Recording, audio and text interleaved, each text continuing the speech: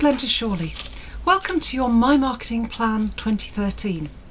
I hope that you cleared a bit of space in your diary, are sitting comfortably with your drink of choice and are ready to begin. If you're going to make the most of this tool, you'll need to devote some serious time to completing all the parts so that you come out with a plan which is fit for purpose, which will see your business grow and will save you time in the long run. I suggest that you take your plan one step at a time, so you'll find a series of short videos to help you think about each step as you take it. I hope you'll find it useful.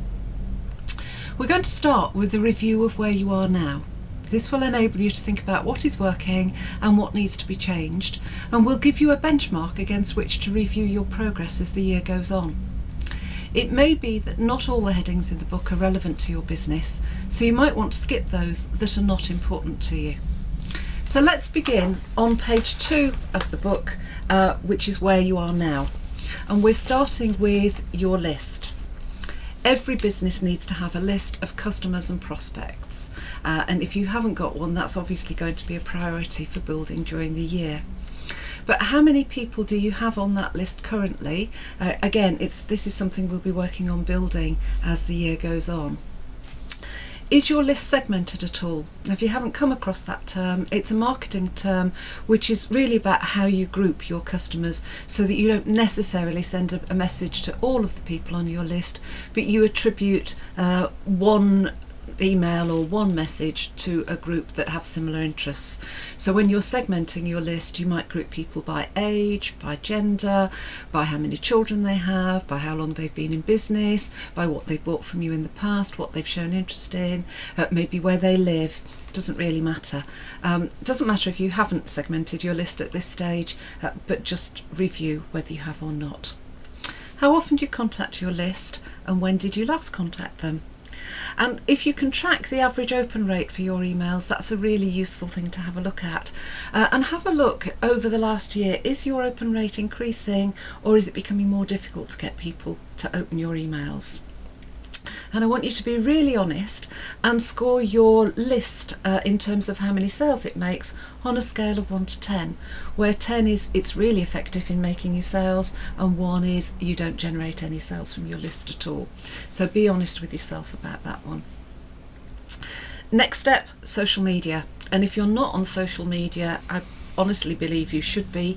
I think it's a great way of being able to build credibility in your business, to get more people to hear of you, to get people onto your list so that in the long term you can market to them. And so I'm asking you to review just different aspects of social media and your engagement as it stands at the moment. And then moving on to page 3 and on to networking. Now, I believe that networking is a valuable marketing tool, but I know not everybody agrees with me. And I know that not every networking thing that we do is as useful as some of the other things we can do. So I'd like you to think about all the different organisations that you network with, to write them down by name, and to work out how much you've spent over the last year with that particular networking organisation. So think about what your annual fees are, and also how much you're paying for each event. So, you know, if you've attended 10 lunches and it's cost you £20 for each lunch, that's £200 plus your annual fees, and maybe any other fees, perhaps even your parking fees for going to those events. Think about how many new connections that event or that organisation has added to your list over the course of the year. And have you made any sales directly as a result of the networking, or to somebody that you've met through that organisation?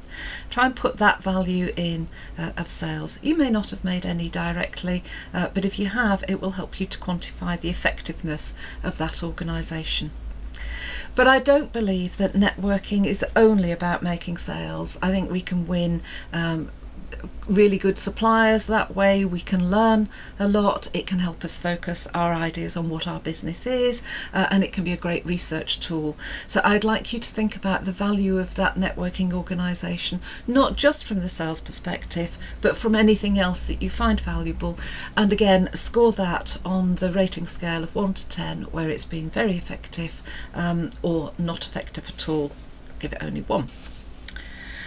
Now, it may be that you haven't done much in the way of public relations with your business, but I'd like you to think about when you last had any press coverage or media coverage. Do you do any sponsorship to raise the profile of your business? Maybe you've done some talks to different organisations. So make a note of those under the public relations banner.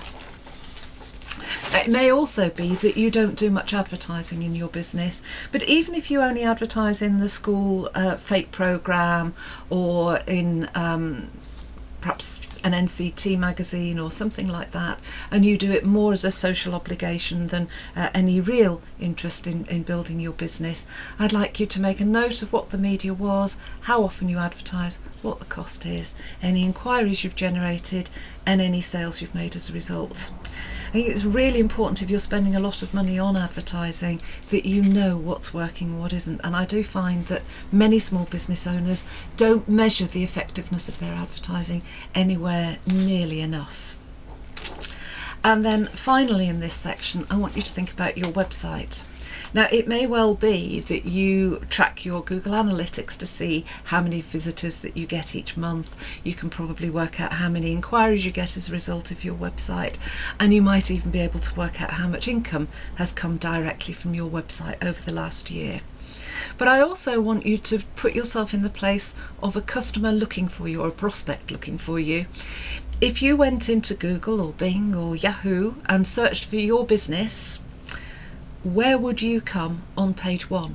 Would you even make it to page 1? So think about all the different search terms that somebody would use for your business, or to find a business like yours. Put that search into the different search engines and see where you appear, and then make a note of that, because if you don't come high enough, it needs to be one of the priorities for your plan over the next year. So your first action is to work through those pages on reviewing exactly where your business is now, and then when you've done that, come back to video 2 and we'll start setting some objectives for this year. Okay, good luck and happy reviewing.